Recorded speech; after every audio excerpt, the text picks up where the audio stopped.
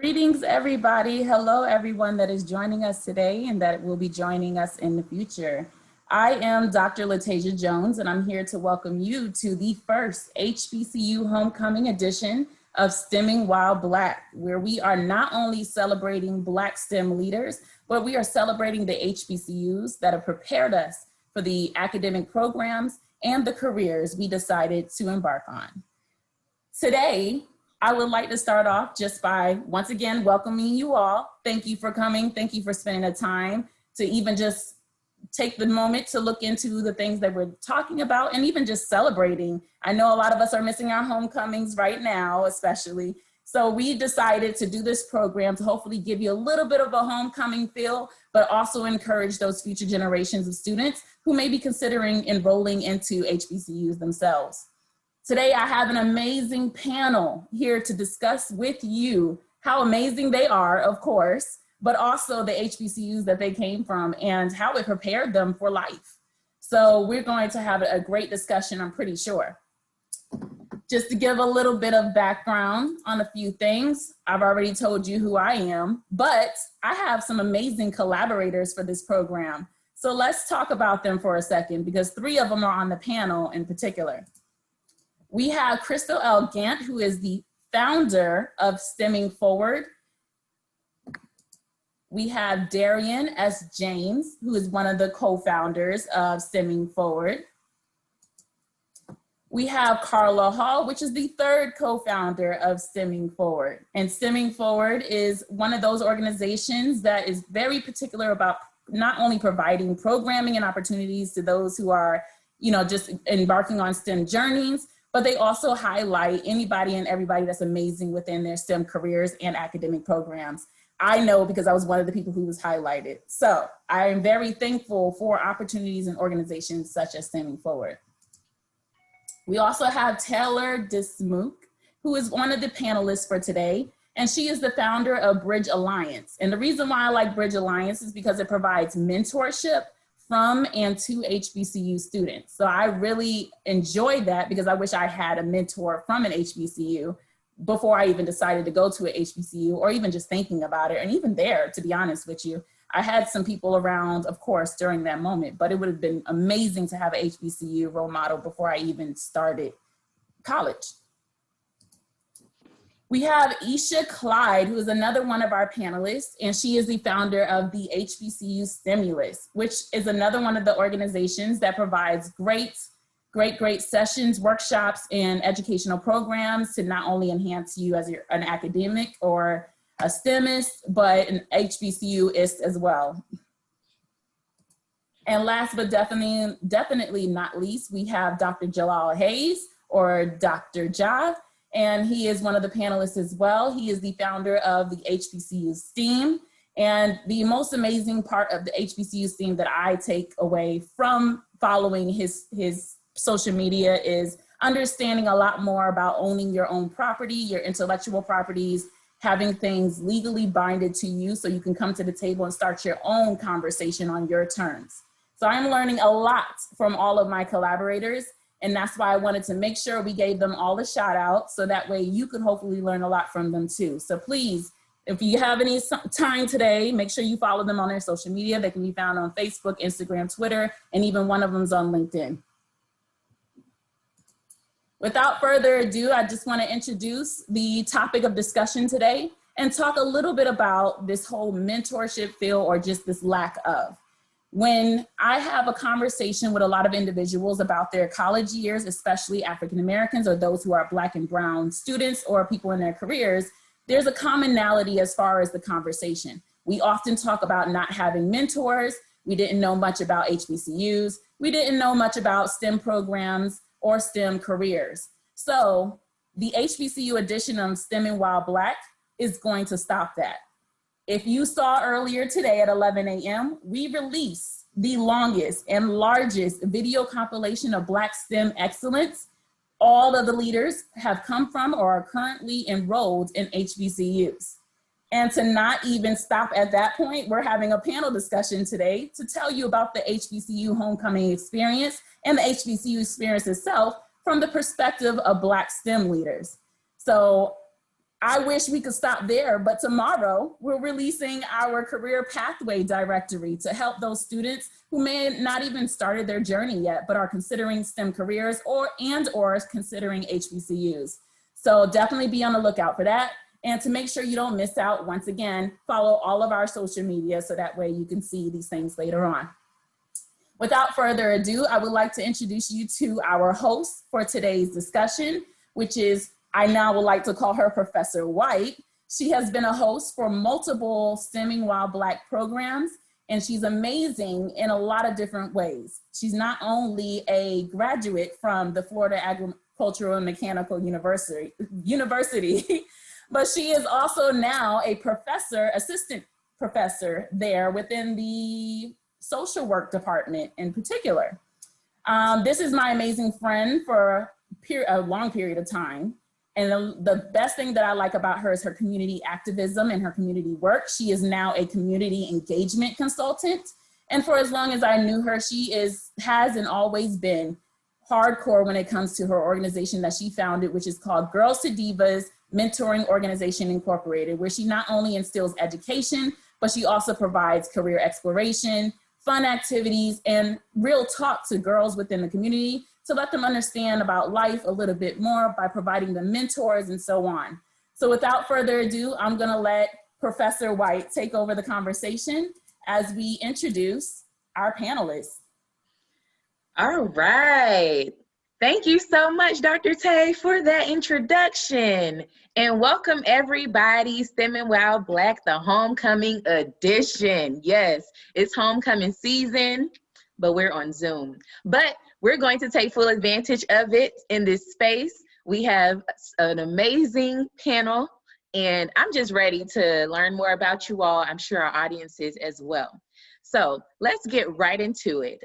You all introduce yourself, share with us your name, the degrees you earned, of course, which HBCU you attended and graduated from in your current career. And don't forget to let us know the best thing about your HBCU experience. And we'll start with Mr. Grimes. Hey everyone, my name is Justin Grimes. I am a 2017 graduate of Morehouse College. I got my bachelor's in sociology with a minor in education studies. Currently, I live in Los Angeles, California, where I work as an education specialist for Soundtrap for Education, which is a company bought by Spotify. So I work with a lot of school districts on the West Coast, implementing our product there. And the best thing about my HBCU experience is understanding that like Blackness is not a monolith and that like we're so much like more, and just all through my 4 years realizing that. So that was my best experience. Absolutely. Thank you, Mr. Grimes. Ms. Clyde. Hello, so my name is Eisha Clyde. I attended the illustrious North Carolina Central University.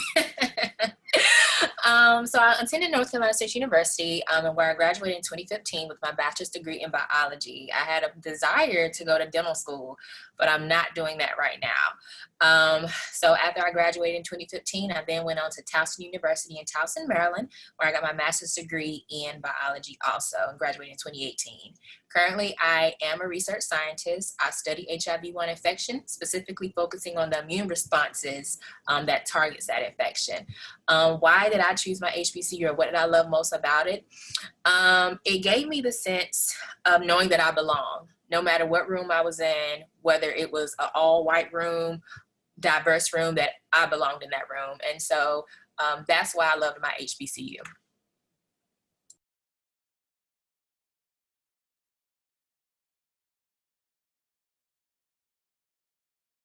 Thank you, Miss Clyde. Miss S.T.E.M.ING. Hello. Since Eisha took the illustrious, I'm going to still follow up. I'm Taylor S.T.E.M.ING. I'm a 2015 biology graduate from the illustrious Langston University, the only HBCU in Oklahoma. After my bachelor's degree, I decided to get my master's in biochemistry at Texas State University, and I'm currently a fourth-year doctoral candidate at the University of North Carolina at Chapel Hill, where my thesis work is looking at novel drug treatments and treatment of childhood brain cancer. I'm the founder of BRDGE Alliance, and also my favorite HBCU experience. I mean, all of it was great, but I'll always remember all my experiences on the yard. I mean, the yard is like the place where it's like a family reunion, where you'll get the latest gossip. There's always events, homecoming. It's kind of sad missing homecoming this year because you miss all the smells and seeing old friends. So definitely the yard. All right, the yard. I love it. I love it. Dr. Grady. Hello, everyone. I am a graduate of Winston-Salem State University, North Carolina Central University, and North Carolina A&T State University. I got a computer science degree from WSSU and a master's and a PhD from A&T in computer science, and I got a master's in information science from North Carolina Central. I happen to be assistant professor there now, where I work in the School of Library and Information Sciences, and my research is in machine learning. I apply it to authorship attribution and also understanding autonomous vehicles fault detection. So the best thing about my HBCU experience, and I've had many experiences, is that I was a person and not a number at every single institution. It's nothing like going somewhere where you feel like people are pouring into you and genuinely care about you. Love it. And Dr. Hayes. Greetings, everybody. My name is Dr. Jalaal Hayes, also known as Dr. Ja. I graduated from the first degree granting HBCU, the Lincoln University of Pennsylvania, as well as I went to the first state HBCU, which is Delaware State University. At Lincoln University, I was blessed to get my bachelor's degree in chemistry and history. In addition to my Delaware State experience, I was blessed to get a PhD in applied chemistry from the institution, where my thesis work was focusing on hydrogen storage materials in regards to clean energy technologies currently. Right now, I'm an assistant professor at Lincoln University, and one of the greatest HBCU experiences I can say is that the mentorship. Being at both of these HBCUs, I was a young guy, so the mentorship really helped me.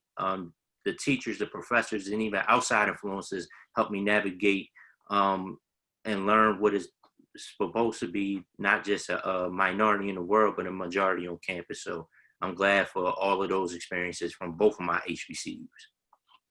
Mentorship is so important. Thank you. Mr. Cobb. Hello, everyone. I attended the illustrious Elizabeth City State University. I had to use that word again. It's in the small town of Elizabeth City in northeastern North Carolina. While there, I earned a BS in chemistry with a pre-pharmacy concentration. That was my original plan, to go to pharmacy school, but I wanted to take a more research-based route. So I found myself at the illustrious North Carolina A&T State University, where I am right now, working on my master's degree. I'm a master's candidate now officially, and my research focuses on anti-cancer and chemopreventive methods utilizing natural products. And my best HBCU experience kind of piggyback piggybacking off you guys, is pretty much culture was appreciated throughout campus, and I felt like I belonged there. And there's never was a time in which I think I made a bad decision. You know, I never second guessed my choice. It felt like home. And I even down to the people in the cafeteria, the security guards, everybody opened the doors and made you feel welcome. I think that is critical and essential in the sense of belonging. So, yeah. Absolutely, absolutely. Miss Jones. First of all, I definitely agree with what everybody has said so far. But hello, everyone. My name is Latiqua Jones. I attended the best HBCU in the world, Virginia State University. I had to say it because everybody was being nice. There I received my bachelor's in computer science, and then I went on to receive a master's in cybersecurity. Currently, I work for the Department of the Army as a cyber threat analyst. And the best part of attending an HBCU to me would have to be the unity in everything. Like he was just saying, the unity in the cafeteria, the unity amongst everybody that works there, the staff, but then also the organizations, like that love. I was a part of the band, so the unity in the band, definitely. Thank you, Miss Jones. And lastly, you all already have been introduced to her, but we're going to give you a reminder of who she is. Dr. Jones, tell us who you are. Well, technically, I'm not a panelist, but I will introduce myself because I feel like we need to say Virginia State one more time, of course. So I am Dr. LaTasia Jones, a proud alum of the Virginia State University. I have my bachelor's and my master's in biology, which I earned at Virginia State University. And then I earned my PhD in biomedical sciences in the Department of Biomedical Sciences in the College of Medicine at Florida State University. I am now a ethics fellow at the American Society for Microbiology and a whole bunch of other things, including the founder of STEMMING While Black. And my most favorite experience at my HBCU, I think for real, for me would be the people and the longevity in our relationships, even after leaving the HBCU. So now when we go back to homecoming, it's like, oh my gosh, look at LaTasia. And I'm like, oh my gosh, let me remember your name real quick. But it's still, those memories come up so quick that it doesn't even matter that you forgot their name. It's just the fact that you see each other and you remember being in that dorm, you know, and not being able to go to that restaurant because you didn't have a car your first year or whatever else. Those memories, those people that you had those memories with, they stay forever. So that's why the HBCU experience is amazing. Thank you, Dr. Jones. And again, welcome everyone to STEMMING While Black, the HBCU edition. And for those that don't know, HBCU stands for Historically Black College for University, okay? So yes, we are here, we're Black and we're proud. And as you heard, our panel, they are amazing. They are doing so much in the field of STEM and some things I never heard of because I'm just a social worker. You know, I'm doing my social work thing. But in the STEM world, these are people you need to know. And today we're going to learn a little bit more about them. All right, so let's start off with the fellas. Guys, why an HBCU? And why an HBCU over a PWI? Mr. Grams, kick us off. Wow. I think for me, the reason why I decided to actually attend the HBCU was my 10th grade music teacher. One day we were in class and he had this video of these like all male choir like singing. And I was just like, for me as a theater and like music like nerd, I was like, wow, like who is this? And he was like, oh, I was a part of this organization. It was the Morehouse College Glee Club. And I was like, that's where like I want to like be. And so actually, I only applied to one HBCU, and that was Morehouse. Living in Georgia, applying all to the big SEC schools, I did that as well. But for me, I think my selling point was actually going to Admitted Students Day and realizing that like I'm the majority here, and like everyone like is just so amazing, and I could already tell that like this is going to be like so much fun for me. But most importantly, I think just like the brotherhood and also just like the network that's in there. So that's why I decided to actually choose Morehouse and the HBCU over PWI as well.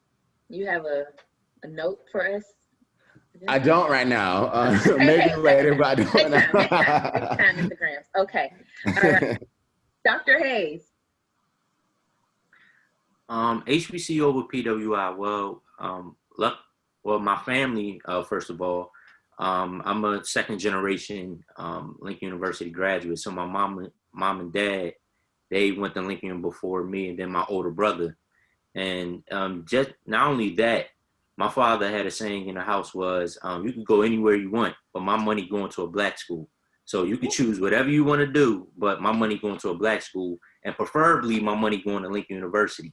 But that was one influence. But the other influence was because when I stepped on any HBCU campus, I felt like I was at home.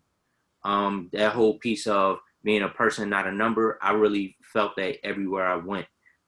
Whether it was like A&T, Lincoln University, Missouri, or even Lincoln University, Pennsylvania, or Delaware State, I always felt like I was at home. Whereas at a PWI, it's funny, I was just up at University of Delaware not too long ago, and I always felt like I had the code switch, or I had to fit the norm, and then even feeling that little microaggression a little bit. I try to brush it off, but that microaggression be messing with me sometimes. So going to HBCU for me allowed me to feel not only empowered, but I can do anything I put my mind to as long as I put my mind to it.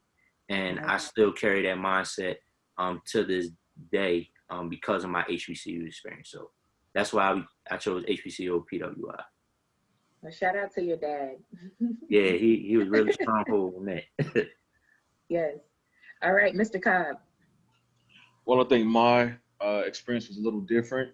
I'm a first generation college graduate, but I have had family members who attended HBCUs. I've had distant family members who've graduated. But looking back at the first point when I made a conscious decision to go to HBCU, I kind of reflected on the fact that I didn't have any African American male teachers throughout grade school who looked like me, who could relate to certain socioeconomic issues, and I didn't have that. So in order for me to kind of fix that problem, I want to be part of the solution. I thought that HBCUs could kind of push me in that right direction. And after doing a little bit of research, they have programs put in place to increase these numbers and representation in these STEM fields. So once I decided I wanted to go into STEM, I realized I wanted to be at a HBCU, and I couldn't see myself in any other place. So that was pretty much my motivation for that. Okay. Well, there's nothing like an HBCU.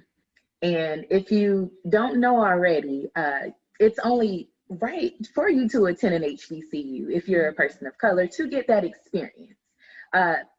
Tell us more about what your HBCU experience consisted of. I know that there's so many opportunities on our HBCU campuses, but let's talk about it a little bit more. Ms. Clyde. Yes. So are you referencing like just if we were part of any organizations or anything Yes, like that? ma'am. Campus life, organizations. Okay. So yeah, my sophomore year is kind of like when I really got into doing organizations at NCCU. The first thing that I joined was residential life. I became a community assistant where, of course, I sat at the front desk. But not only did I do that, I had to do rounds every hour. So if I'm in a huge, big building, I'm going up and down every floor, making sure there is not like a rock in the door, because, you know, people would leave a rock in the door for their boo or their friend to come in. So I had to be sure that that was no longer there. So NCCU is like literally an open campus, so anybody could just walk on campus, and so we wanted to be sure that the students were safe. Also, of course, being a community assistant during homecoming, of course, parties, bottles everywhere.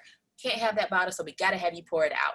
Yeah, that was definitely an experience. After my 2 years doing that, I then became community manager, where one of the community directors saw me as being a leader, and she said, I want you to apply for this position. I was like, girl, no, I'm not even an RA. I'm just at the basic level. And she was like, no. And so then I became community manager. But from residential life, I also joined Hope Mom Ministry, which is a mom team on NCCU's campus. And during Wildlife Wednesday, Week of Welcome, Homecoming, we would always mime. It was definitely weird miming after Twerk Some Girl came on, and then talking about the blood of Jesus, and then going back to Twerk Some Girl.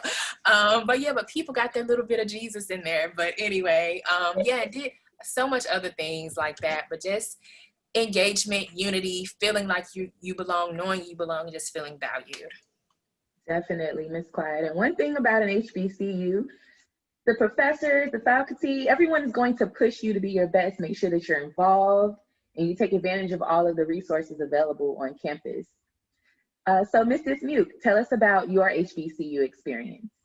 So my HBCU experience was like NASCAR, like racetrack pretty fast. My freshman year, I pledged Beta Epsilon chapter at Delta Sigma Theta. I was really involved in like other organizations. I wanted to make sure I had a good time. You know, I chose the HBCU because I wanted to be around my people and I knew I wanted to have an amazing time.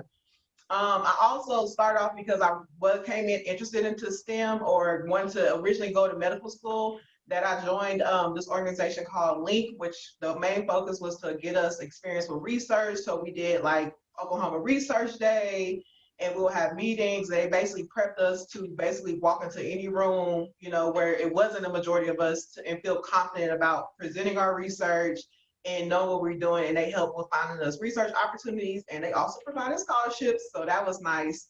And, you know, I did other organizations like the National Council of Negro Women, which is NCNW. Langston University had plenty of things to do. Of course, my sorority kept us busy. We always had programs from step shows. But yeah, that's the HBCU experience allows people to really venture in everything. At one point, I wanted to be a makeup artist on the side. So I was doing makeup at fashion shows. So yeah, my HBCU experience was very diverse. Love it. Love it. Dr. Grady. Yeah, I was kind of like Mr. Muke. I did a little bit of everything. And it was wonderful because after being in K through 12 in predominantly white spaces, you know, attending the HBCU, I kind of found myself. It was very fulfilling to be around and see a lot of people who look like yourself constantly. And by the way, I didn't say what dates I graduated from any institutions. That's because I'm a little older than everybody on the panel. But this year is actually my 15-year reunion for undergrad. So I graduated in 2005. And so this will be my 15. So a happy 15 to me and my classmates, class 2005 at Winston-Salem State. But I did a lot of things. I was a lab assistant. I was a campus pal. I was in a modeling troupe, student government. I was a RA 1 year. I was in the Association of Computing Machinery. And then one cool thing that Winston-Salem State did is I was in a program before I even got through my first real year. They had a program called MSOP. It stands for the Minority Science and Outreach Program. So the summer before fall classes would start for my freshman year, I actually got credit, college credits, you know, of math, science, English before my first semester. So my first actual semester on campus, I was technically a second semester freshman. And so those type of opportunities were very helpful to me. They helped me get on the right track, get started early, and all of it was amazing. Every single thing contributed to the person that you see sitting right here today. The modeling troupe helped give me confidence, SGA, and speaking with people, making decisions. Every single component was necessary. Yes, you were definitely busy on campus. And I would love to learn how did you keep it all together, but that's what we do. We get active and we do what we have to do. We're gonna graduate too, while we're taking advantage of all of the opportunities on campus. Okay, and Ms. Jones, tell us about your HBCU experience. My HBCU experience was very similar to everybody else's. I was in multiple organizations, but I spent a lot of time, honestly, with the band because I'm a band geek, and but you know, at HBCUs, it's not even being a band geek. Like it's the pride and joy of a HBCU to be in the band or to be around the band. So that was pretty much my life. And we used to go on trips every year. We would go down to Atlanta as a band, or we would go to different schools as a band, and sometimes stay at those schools as well. But on campus, you know, being that I was in band and also a member of Tau Beta Sigma National Honorary Band Sorority, we always were doing things towards band. But I also tried to be active in other organizations outside of music as well. I will say at one point it was kind of hard to balance being a STEM degree and doing organizations and being in band, because a lot of people that were in band weren't necessarily in STEM degrees. They were more like music majors, but it was just so exciting. It was definitely an experience and it taught me a lot. Thank you, Ms. Jones. So Dr. Hayes mentioned how when you're on an HBCU campus, you just feel at home. And we know that we're currently missing our homecoming, which is a big deal at an HBCU. It's a big deal for those that don't know. Tell us about your homecoming experience. Just give me one example of what it's like homecoming season, which we're in at your HBCU. Go ahead, Mr. Grimes. Well, I'll first like to say that Spellhouse Homecoming is the greatest homecoming out of all HBCUs. For me, the week was crazy, but what I'll sum it up is on tailgate on Saturday, it's like a movie that just like never ends. Everywhere you turn, you see so many people, and by it being in Atlanta, like there's just so many Atlanta celebrities or artists or people who just come, but also I think the most important thing is just like someone mentioned, seeing people who've graduated and come back and getting the chance to like reconnect with people again. But it was definitely an experience. Okay. And for those who are unaware of this love that you're feeling in this room, we have a little thing about our HBCUs, but we all love each other. Yes. The FAMU is the HBCU of the nation, the greatest HBCU in the nation. Okay, Ms. Clyde. I would say like a big family reunion. I can't even remember, but like 2019, I don't know, 2018, 2019, like after coming back from graduate school, because I was in Maryland for 2 years, and so I missed NCCU's homecoming. So just being able to go back and just seeing old friends, just the fried fish, y'all. The fried fish is the best part for me. The fried fish, being at the game, seeing old friends, people asking like what's going on now with your life, like seeing old professors and things like that. So I would literally say like a big family reunion. And even after the game, everybody just going to the Greek Bowl and just like hanging out, talking, seeing the sororities and fraternities stroll, and just like the different pop-up shops of like different tailgating. So not only is it just the queues with the chicken, but it's also different other organizations as well that has like free food, and like, oh, you went to Central? Come over here and get some free food. And so you just smell all the food in the air, getting hungry now. But y'all, yeah. So that's what I would say, a big family reunion. All right, Mrs. Mute, one highlight. Since it's already been talked about, but I'm gonna say a different one, the halftime show. So I'm not a big football fan, but I'm here for the halftime show, that 20 minutes where you know it's not, where you're looking at the clock like, how they gonna get through all of this? You gotta have the band go out, perform, then you gotta have the band alone perform and set it out. Like that is like the homecoming, climax of the homecoming weekend is getting ready for that band. And you have that speaker going off on the speaker. It's like, that's definitely a highlight feature for me. I'm really missing homecoming right now, but this is doing it for me. It's bringing everybody smile and we're reminiscing. This is great. Dr. Grady, tell us about your homecoming experience. Oh man, I do it all. So on Friday, we have a Founders Day convocation, and I actually got a chance to be the speaker in 2018. So that was really amazing. And that's basically where we come and celebrate the founder of our university, right? HBCUs were founded because we weren't allowed to go to other institutions. So just getting that rich history on that Friday before everything goes down on Saturday with the tailgates at the game and the food and the fellowship and the day parties and everything, I literally do it all, to the point where probably Saturday, sometimes I don't make it out Saturday night because I just need to go lay down. And I just have a good time because it's so wonderful to see everyone. And I want to say this, because I'm not going to take up the time. They say a lot of things about HBCUs, but I can tell you almost everybody I went to school with is doing amazing things. So when you see everybody, it's like all that excellence. And to know that we all attended the HBCU and we were able to not only survive, we are thriving. It's a beautiful thing. Absolutely. Dr. Hayes, give me a highlight. HBCU homecoming for you. I would say, I think a lot of people just being on the yard, just stepping on the yard and just feeling that energy. It's like homecoming, but it's different because you on the campus in terms of the football field, but being on the yard it's like a whole different experience, especially all the Greek letter organizations.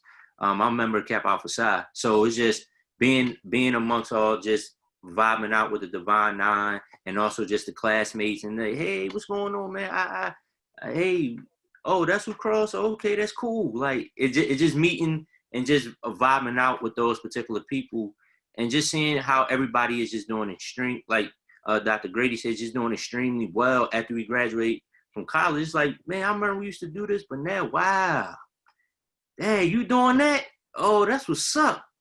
Oh, okay, what you doing? You know, I'm doing this. Oh, that's good. Yo, let's reconnect. Let's contact. Just doing that. Just even though it's a family reunion, connect with people that you may went to school with, but you didn't know that they were part of your class, and then reconnecting with them. It's just a beautiful experience, just doing that and just continue to build connections each and every year. Well, except for this year, unfortunately, but just each and every year, just continue to just rebuild, reconnect with your everybody calls home, which is our own HBCU. So that's it for me. Just continue to build and just vibe. Yes. Okay, Mr. Cobb, one highlight from your homecoming experience. Well, one highlight would be, away from academics, would be just the weekend itself, to unwind and catch up. You prepare for the weekend, get all your work done, drink your water. You know, you're going to be up late most likely. So it's just a reunion and a chance to not think about your work due dates. You know, if you're working hard all semester, there's nothing wrong with having fun and enjoying your university during that time. And I made sure every homecoming I enjoyed it to the fullest. So it's all about getting your education, but make sure you have fun doing it. You know, you want to enjoy the experience. So.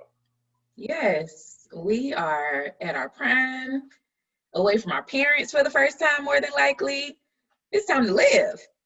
But we have to get our education, which we will, but we have to enjoy ourselves. Yes. Miss Jones, one highlight from your homecoming experience. I agree with everything everybody else has said, especially halftime, but the fashion show, it is literally a fashion show on the yard during homecoming. And I love it because we look good and successful and nice and beautiful and Black, and I love that. So that's definitely my biggest highlight. All right. So if that didn't do it for you all out there to attend an HBCU, I don't know what else will. But for those who need a little bit more, we have some great information to share with you. We're going to transition into the real reason why we're here, right? We're Black, which is beautiful, but we're Black in STEM, which is beyond words. I have learned so much just from being a host about the experiences of being Black in STEM. And today you all will be able to hear about the different experiences from our panel. So how did your HBCU experience prepare you for your current academic program or career? And we'll start with Mr. Grimes. Yes. So what's kind of different from everyone else is I was a humanities major. So I didn't really come into undergrad wanting to even like pursue anything in STEM. But I think for me in my current role now at Soundtrap, Spotify, how my HBCU prepared me was a lot of our product deals with like education and like, you know, going into schools. So I was able to do community service in the Atlanta public school system through an organization. And then after I graduated, I taught for 2 years. I taught kindergarten and I taught first grade in Atlanta. But like I said, I always knew that I had this passion for like music and trying to figure out how technology can like intertwine with it. And so moving here to LA, honestly, like on LinkedIn, like I was on LinkedIn, like looking for roles, and I found that Spotify had an open role for an education specialist. So I think with my HBCU, it prepared me just to know how to like use your resources, like network, use those experiences that you had in like community service, because you never know how that may play a part down the line. But I think most importantly, being a sociology major and like studying theory and understanding how certain systems and institutions work. And so even now, like when I'm going to work with schools, I know like, hey, I want to work with this school because they have students that look like me. And I know that these students will be able to perform well with the product that we have. So that's how my HBCU experience helped me in my career now. All right. Ms. Clyde. One thing I will say is presentation. My scientific writing course was my senior year, and my professor, he taught us how to present without using note cards, which was my first time ever experiencing that at all. And he's like, why are you presenting with note cards? He said, say you go to a conference one day, you're presenting to thousands of people and the technology goes out, then what? Are you going to be like, oh my gosh, the note cards, this, that, and the third? And so learning how to present without note cards, even going to my graduate program, I would give presentations for class without using note cards. So everything, of course, was memory, which it took a lot because it was research heavy. So spending like 3 days before just practicing my presentation of how I should say it, how it should look, and things like that. So presentation, Mr. Grimes did mention community service, which is big, especially at NCCU. You have to have, I think, 120 community service hours before you graduate. So community service is definitely something big for me, which essentially helped me with my organization today. So those are two big things that I will say. Okay. And Ms. Dismuke. For me, I would say more so the confidence to really walk into these intimidating rooms, like conferences where it's like, brand rooms of 2,000 people that don't look like you, where people will always be impressed when I would say, oh, my name is Taylor Dismuke. I'm a at Langston University, and I'm interested in this. And they're like, wow, like you have this confidence about yourself. But that was the standard at my HBCU, where that was freshman year. You kind of learned how to introduce yourself. But people take that for granted at other institutions because that's not what is really taught. And I think that played into a lot of things because of like my humble beginnings. My lab did not have a lot of resources.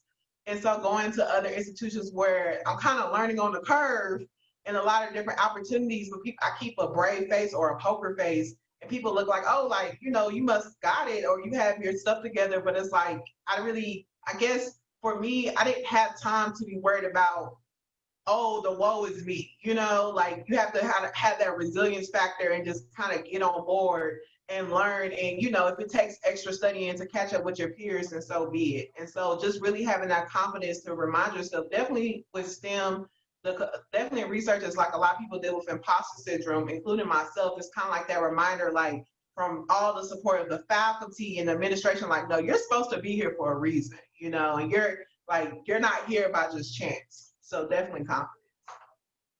Dr. Grady. Ms. Dismuke hit it on the head. I was going to say the same thing, that confidence, and also I actually want to say they teach you how to be independent and resourceful. A lot of times HBCUs don't have funding because most of them are public, so they don't receive a lot of funding. So a lot of times you have to learn how to do things without. But because of that, you're able to persevere and do things that people who have still can't do.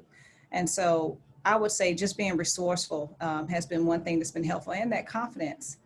You learn quickly how to believe in yourself, how to be independent, and how to push forward. And so I just agree 100% with what Mr. Dismuke said.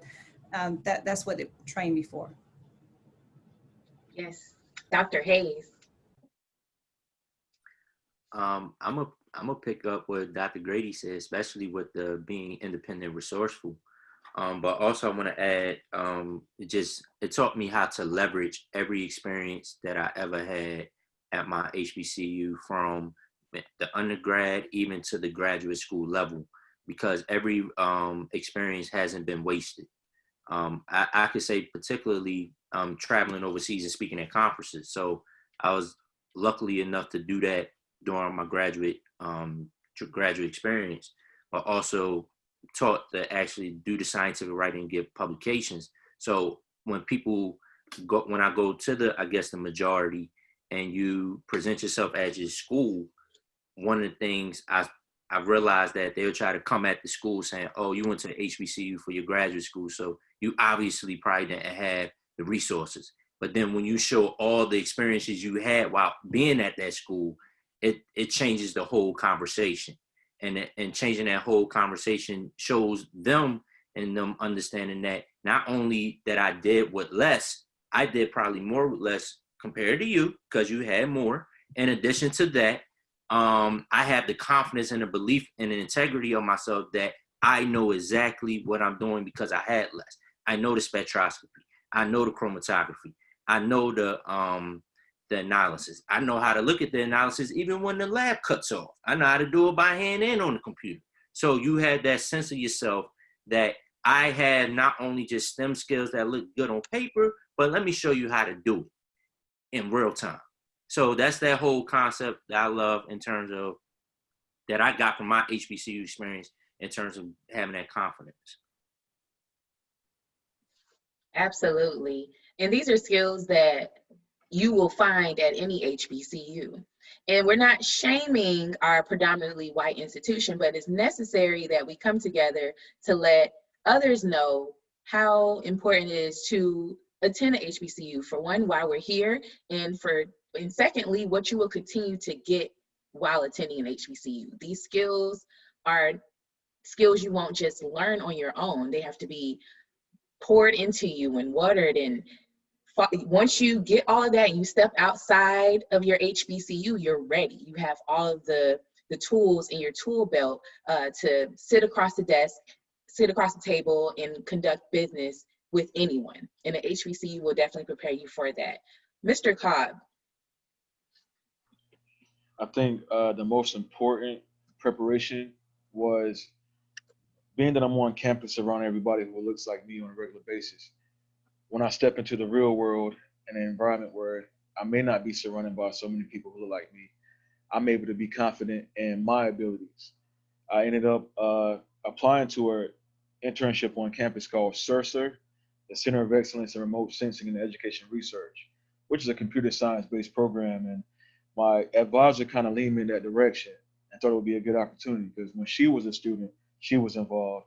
Throughout that program, I was able to get stronger in my research and presentation abilities, which allowed me to present in Canada on a platform where I was the only one with the melanated skin all around me. And was I nervous? Yes, I was nervous at first, because it was a new system. But was I scared? Did I feel like I didn't belong? No, I felt confident. I was deserving to be there, and that program prepared me to be on that platform. So the biggest thing would be to prepare me for the real world outside of HBCUs, outside of environments where everybody looks like me. So,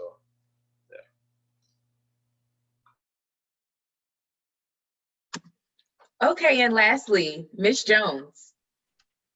Yes, my experience was very similar to Mr. Cobb. I actually, I applied to an internship, and the internship was individuals that were predominantly white, and also people that, went to predominantly white institutions and historically Black colleges as well. And I learned through my HBCU that you have to lead with what you know, not who you know. And you could tell that a lot of these people were getting into this program because of who they knew. And I was relying on the HBCU STEM program and how they prepared me at this program, to the point where my mentor left the program and I was still successful in the program. So I definitely agree with you, Mr. Cobb.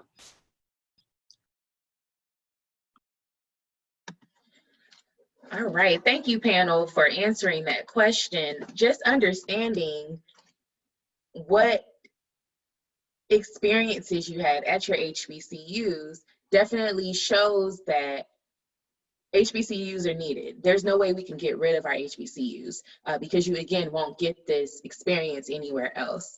So let's transition into some other questions that I have prepared for you all. So a lot of you, or not all of you, are doing amazing things. And I really want us to spend some time talking about it so that our audience can know just how amazing you are. And Dr. Grady, I understand that you are the first female graduate with one of your degrees. Could you tell us about that and what it's like to hold that position? Oh, wow. Yeah, so I'm the first first female to get a PhD in computer science from North Carolina A&T State University. I'm still processing what it feels like. My goal was to just graduate. So many people don't graduate with PhD. And so when I knew that that was an honor I was going to have, I felt grateful that I could be someone that other people could know that they could do it too. So they haven't had another lady graduate yet, but I'm confident that they will because I did. And so sometimes when we don't know anyone, we haven't seen it done, we're not sure. And so it's a great feeling. I'm glad that I was able to persevere. PhD is truly a marathon. You got to be strong during that race. And so I'm very proud of that. One other thing I want to note that I'm proud of too, that people may not know, is that I have an endowment at Winston-Salem State University. I created it when I graduated from A&T because I was able to get my PhD for free. I was a Chancellor's Fellow while I was at A&T. And one thing I want to say about, I mentioned funding before, most HBCUs are publicly funded. And sometimes as an alumna, I'm going to give back to all the HBCUs I attended. I just started this endowment at Winston-Salem State for any person who wants to major computer science can have access to that scholarship. It's about reaching back and helping someone else once you have been able to achieve. And so that's one way that I'm helping HBCUs as well. And I hope to do another one at A&T and of course Central within the future. Wow, Dr. Grady. Well, thank you. Thank you for your contribution. And I'm sure someone watching may be interested, right? Okay, so Miss Jones, you've shared with us that you did the military, you did the band sorority, but I understand that you did all this and you're established before 30. Is this true? You did all of this before 30? I did. It was not easy. And I did have to like juggle a lot of things all the time. So some of the experiences that other people had when they were on campus, I was not able to experience because I had to go to work the next day sometimes and be there at 5:30 for PT. So, and then also go to band practice later in the day. So yeah, it was definitely very, it was very hard, but it's definitely, I feel like a lot of people can go that path because it helps when it comes to finances if you can't find the proper financial guidance, and it helps with just reaching some of those milestones that people don't think about until after college. It definitely assisted me with that, at least. Wow. Okay, Dr. Excuse me, not doctor yet, soon to be. Future. Future Dr. Jones. Okay, so Dr. Hayes or Dr. Ja, you're the youngest, or you were the youngest to graduate with the PhD from your school. And can you also tell us about you being the founder of HBCU STEAM? Sure. So yes, I was lauded as the youngest at my school, Delaware State University, to get the applied chemistry degree, PhD, at the age of 22 back in 2015. I'm 27 now. In regards to that, and HBCU STEAM founding that company, one of the main reasons why was because not only I graduated with my doctorate, I had the ability to obtain a patent 2 years later in regards to my clean energy technology. And so, to be honest with everybody, I just knew that I wanted to own something. And that came from just having an entrepreneurial spirit at the age of 13, where I had a business and somebody took my name. And from that day forth, I was like, I'm never going to let nobody try to take anything from me ever again in regards to intellectual property. So when I found out what my advisor at the time, he was telling me that we work on some cutting edge research, I said, we have to find a way to protect it if that's the case. If we're talking about this is an international problem that we're solving. So from there, we was able to get a patent. I said, if I was able to get it at such a young age, I know there's some geniuses out there in our communities, particularly HBCUs, that wanted to do something with their research as well, that they see as promising, that they can one day commercialize or do a spin out, or even create a whole nother patent once they graduate. So that's where HBCU STEAM was born, to try to help people focus on, you got the education, you have the mentorship, but what if you don't want to do the traditional route? What if you want to start your own company? We will help you with that in regards to your particular technology, to the point where we can not only teach you how to do a spin out, but do the commercialization piece, which I'm going through right now.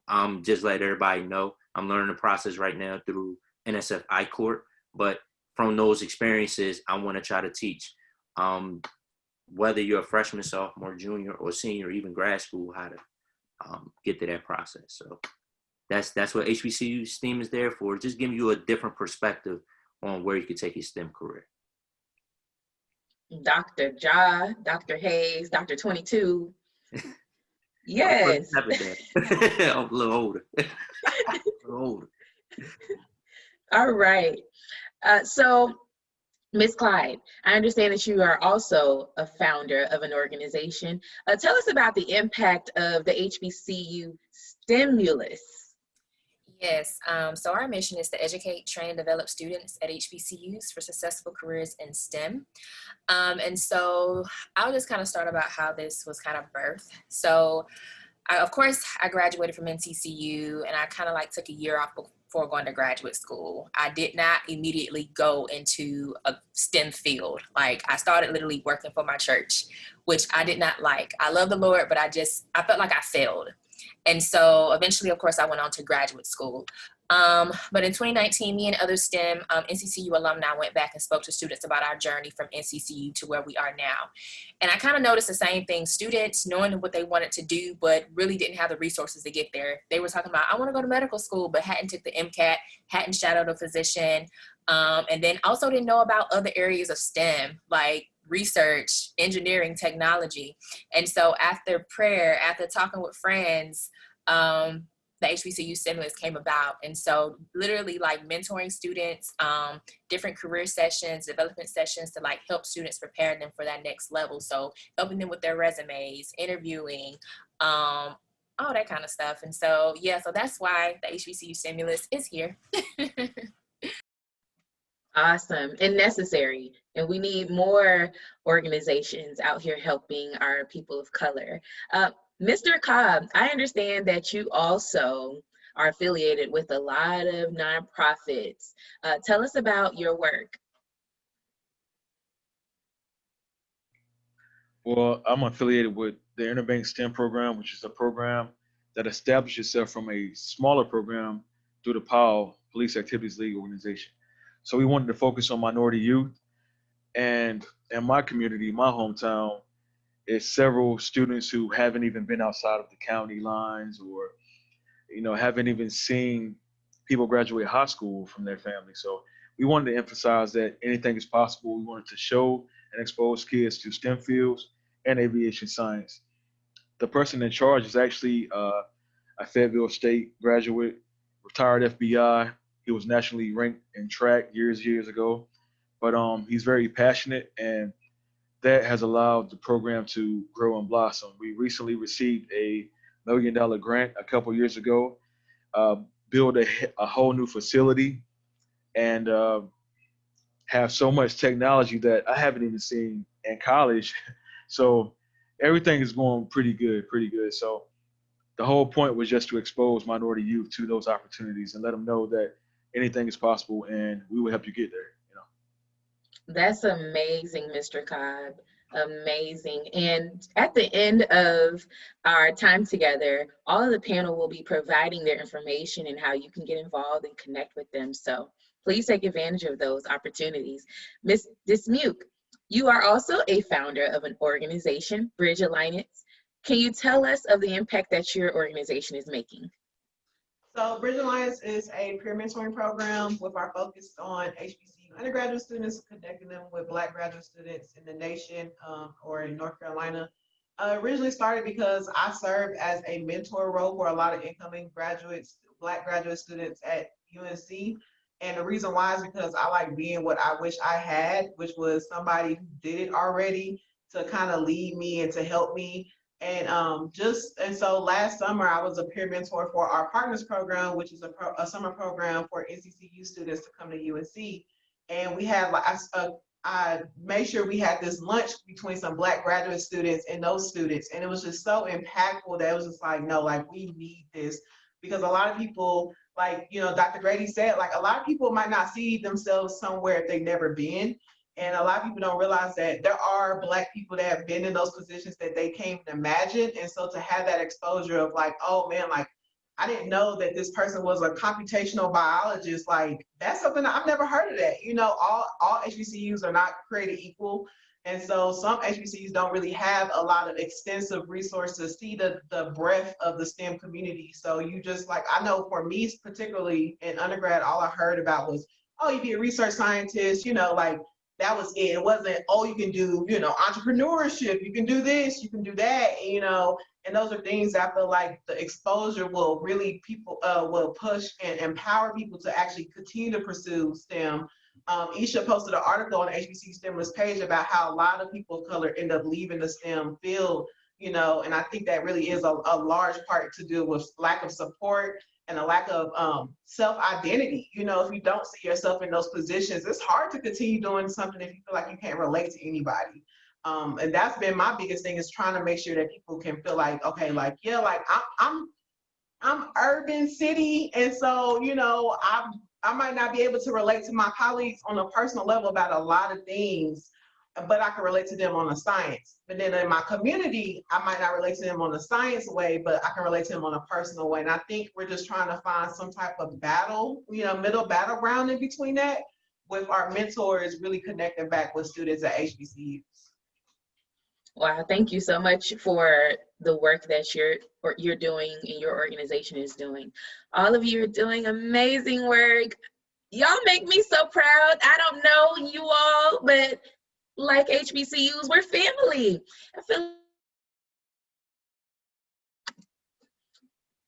Thank you, Ms. Dismuke. I feel like you all are my family. I'm so proud of each and every one of you. You all are contributing so much to society, and you're pulling others up right behind you. So thank you for your contributions. I wanted to go back to Mr. Grimes. Now, you told us about Spotify. And when you hear Spotify and STEM, you don't see how the two work together, but you're there making it happen. If you could foresee what the next 2 years would look like if you're still there at Spotify and making an impact in the HBCU community and just with Blacks, what would that look like? What would you like to see happen through Spotify in your role? That's a great question. I think through both Spotify and Soundtrap, who I work for, one thing that I would love to see is a lot of HBCU mentorship programs. So trying to find like this pipeline on how you can go from an HBCU, and you may be interested in technology or music, and you can work for a company like such as that.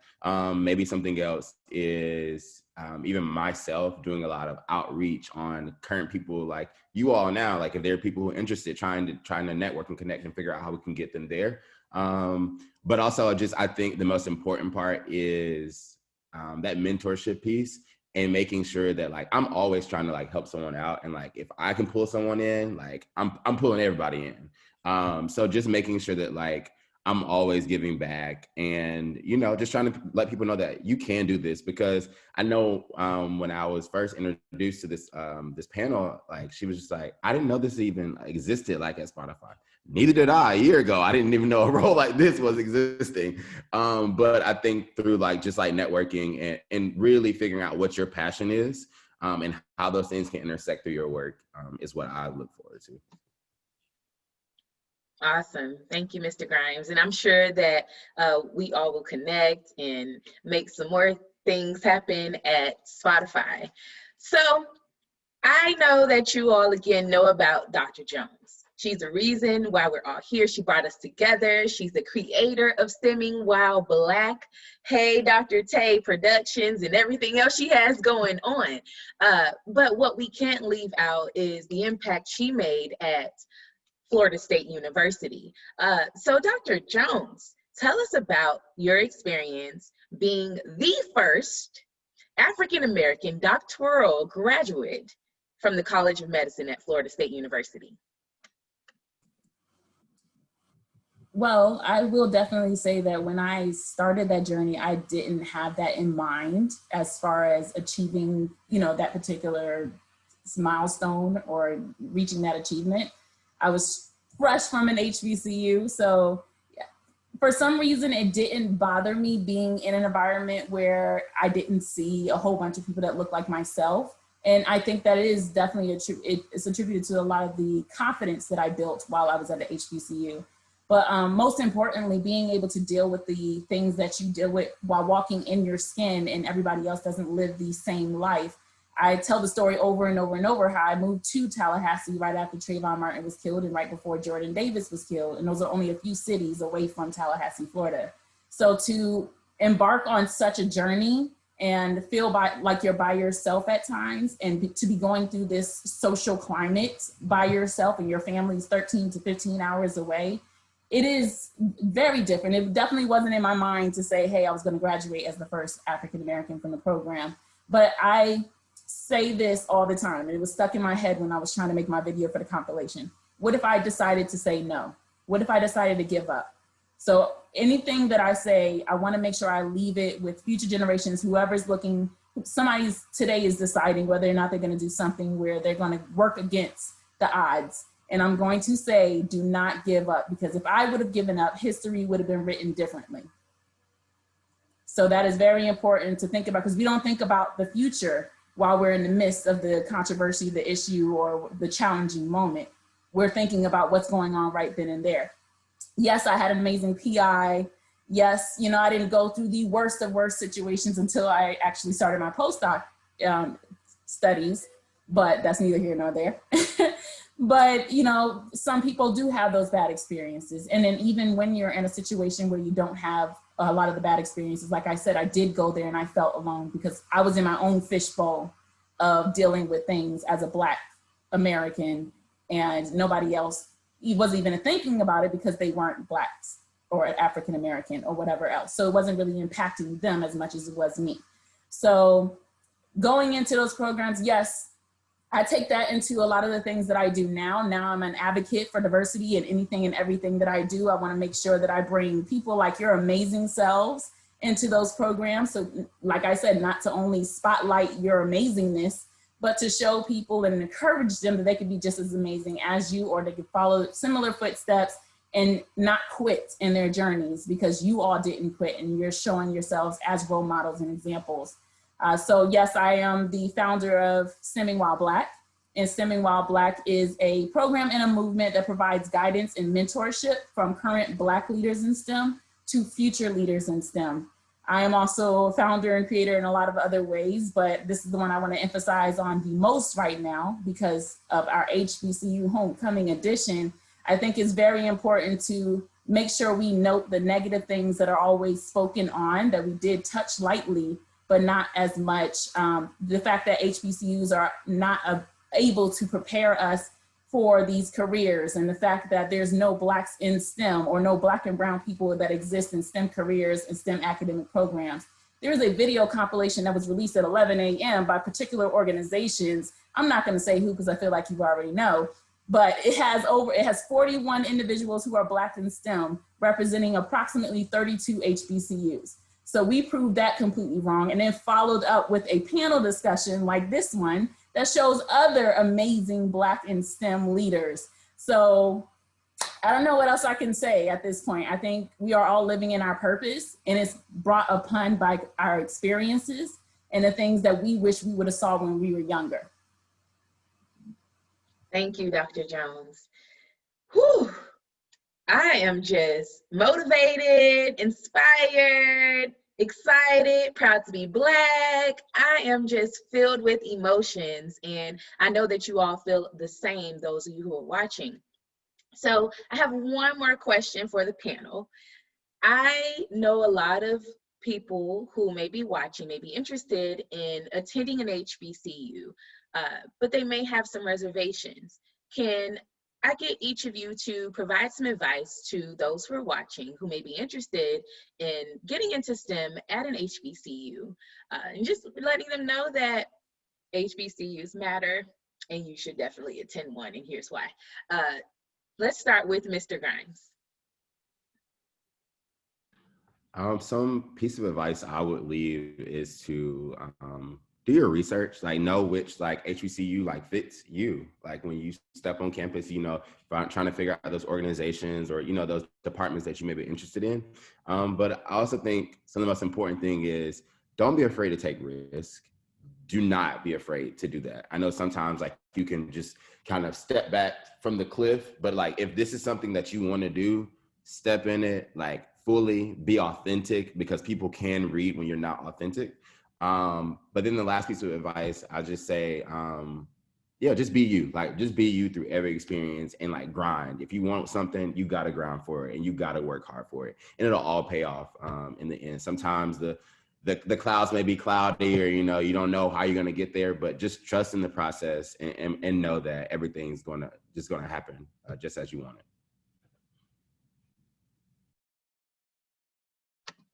Thank you. Grind like Mr. Grimes. All right, Miss Clyde. I would definitely say use all of your resources. Even to this day, I regret not utilizing career services like I should have, not going to book this one professor down the hall. Your professors are literally your key, basically. The professors know so many people at different institutions around the world. And so be sure that you utilize all of your resources. Also, something that I will also say is sign up for classes that interest you, regardless of if it's inside of your major or outside of your major. Yes, your counselor or advisor can override that, because I had it happen twice because I wanted to do forensics for a minute. And so it definitely happened. But if there's something that may interest you, not in your major, definitely do that. So those would be the two things that I would state. Thank you. Ms. Dismute. I would tell any student, whether they're currently at HBCU or considering HBCU, definitely be flexible, and don't be so gun-ho on just one path. You never know what you might end up doing. Like I said, I originally thought I was going to go to medical school, and then I had a summer experience, a research experience that really blew my mind, and I knew that I really wanted to pursue research a little bit more.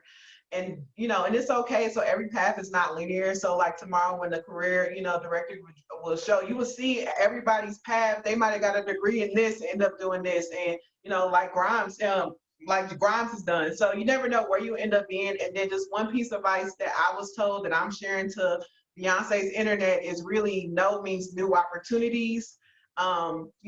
Just like all the things that happen is part of your testimony. So there's been summers where I didn't get any internships, but that experience that I did working at, Upward Bound really did play into who I am now. And so just be, open to all that and flexible. Thank you. Dr. Grady.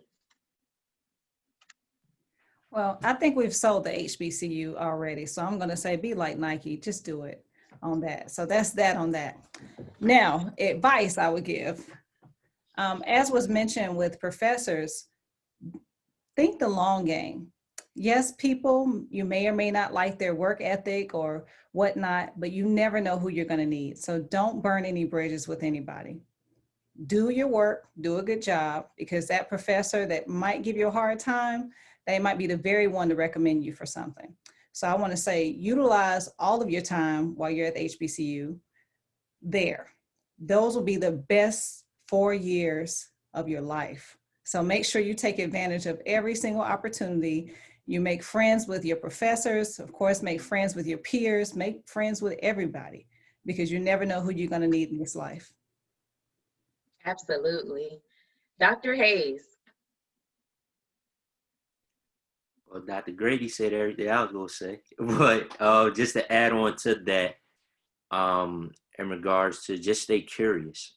When you pick your HBCU, number one, but when you step on the yard, stay curious. You never know what you may think you like one STEM degree or one STEM concentration, but as you start saying, well, let me try this and let me try that, you start realizing that you may change your passion midway.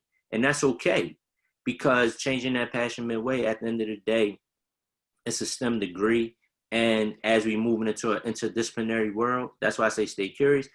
Every dibble dabble that you get into is going to help you out to your journey overall. So just stay curious. If you want to but graduate on time.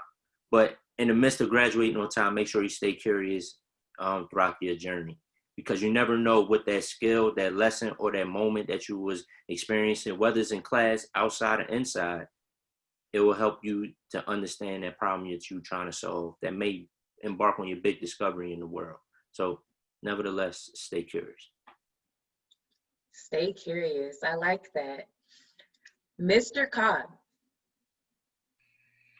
I want to pretty much emphasize that success isn't a straight road. Success can have curves and pit stops, dead ends, and I've been through a couple of those. But you want to stay focused and persevere through each issue, because a issue could be a test. It could be something that strengthens you in one capacity or another. And as Dr. Grady said, you don't want to burn bridges. You want to keep those bridges open and network. Perfect example.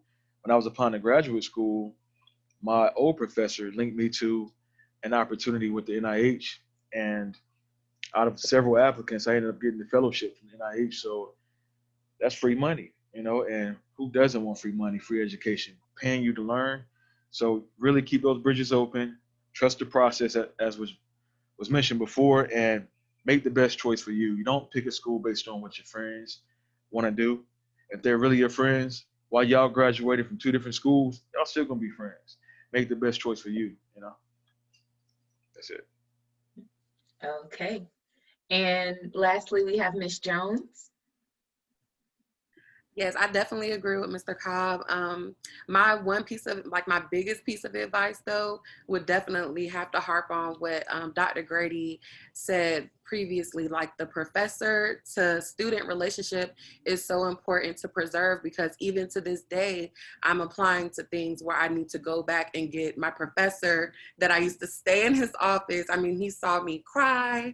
He saw me, he used to extend his hours so that I could get the help that I needed, like, I still have to ask for recommendations from these individuals. So that will follow you all of your life. And speaking of follow you all of your life, the moments that you experience at a HBCU, you will compare every experience you have in life to that experience, every single experience. So there's nothing, some of us will never be in rooms with like Black people working ever again in their life. Like, I know I might not have that many Black people around me at work ever, but I know that I had that experience, and it was a beautiful experience, and I base a lot of the things that I do off of that experience. So I appreciate that experience, and I recommend it for everybody.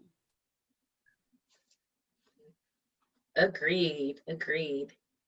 Okay, so everyone had the opportunity to provide their advice. We hope that you were able to take something from this entire conversation. Just get familiar with what it's like to have the HBCU experience and to graduate from an HBCU, to return home for homecoming, and to be Black in STEM. It has been an honor and a privilege to be the host of STEMing While Black, the HBCU edition. Thank you so much, Dr. Jones, for this opportunity. Thank you all for watching. Thank you, panel, for your input, and we will see you next time. I'm going to pass the mic over to the owner of STEMing While Black. Dr. Jones, it's on you. Thank you, Janae. Thank you so much for doing this. And I'm going to put you on the spot this time. So Janae is an alum from an HBCU as well. So while my panelists prepare to type in your box how we can get in contact with you if we want to network with you, preferably the younger students and whoever's considering HBCUs and STEM careers, I'm going to ask Professor White, what is the advice you would give someone considering an HBCU? Ooh, I'm on the spot. Okay, so I believe that anybody who's interested in higher education should attend an HBCU, because it's an experience that you won't find anywhere else. And my advice while on an HBCU campus echoes Ms. Jones' advice, and that's to build that relationship with your professors. I only am at where I am today because of the help of my professors. I have my professors' phone numbers. I call them, I keep in touch with them, let them know what I'm doing. They let me know what they're doing. And I'm now in a position where we can do some things together. So my advice would be to definitely build a relationship with your professors. Keep in touch with your professors. Absolutely, thank you for that. And so I'm gonna go down, anybody that's already ready to tell how to network with you, how to get in touch with you. If I am a high school student and I'm interested in the HBCU, or I'm looking for a STEM career or a STEM academic program that I'm interested in, if I want some more advice that maybe this panel discussion didn't dive in deep enough for me, how can I get in touch with you? Let's start with Dr. Grady. All right, hi everyone. I'm putting it in the chat, but you can find me on Twitter. It's Dr. Day _ Instagram, Dr. Day. You can also go to my website. It's www.shaboncday.com. And if you're wondering why that is, because I'm married now. So Grady is my married name. But I was doctor before then. But please connect with me. I'd love for you to reach out. I'd love for you to share with me your thoughts and more about my journey. And that's how you can connect with me. And it's in the chat as well. Okay, let's get Miss Dismute, Taylor Dismute. So you can follow Bridge Alliance on Instagram and Twitter at BRDGE Alliance on both platforms. You can also, if you want to personally contact me, feel free. You can contact me on my Instagram at labcoatglam, or you can send an email to bridgealliance@gmail.com. Mr. Cobb.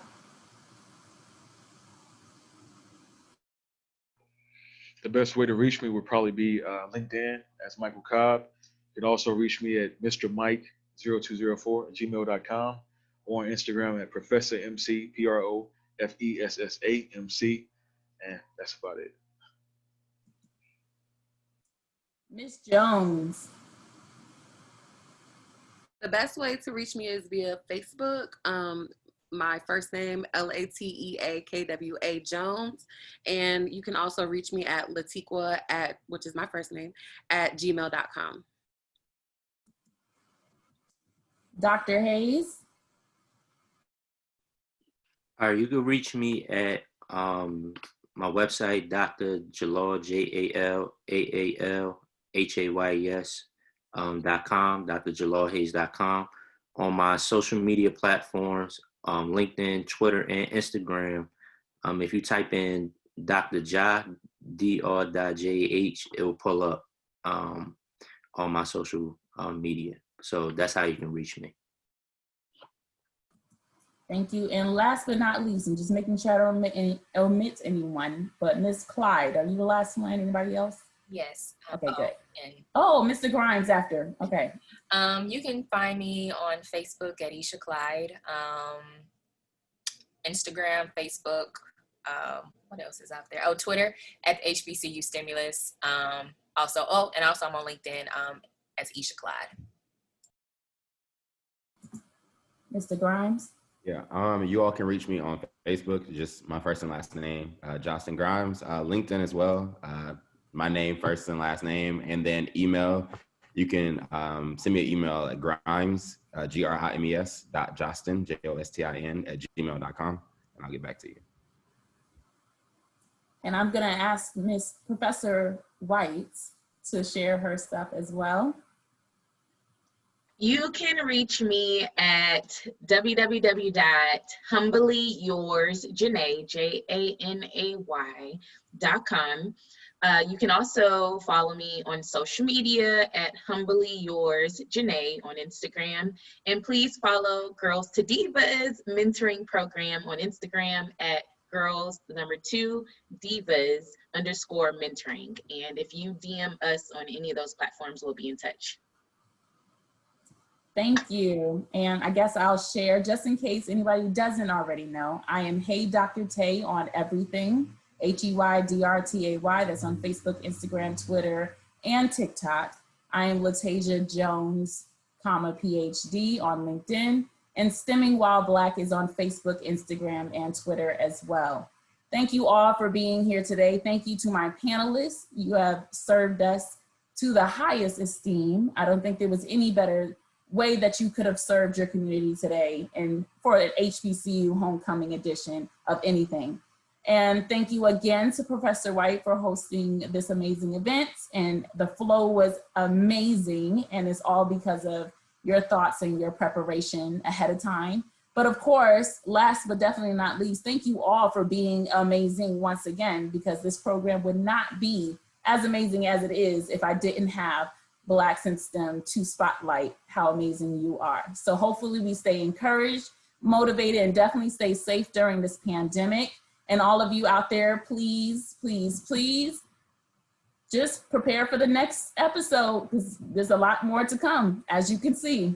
Thank you all. Bye-bye.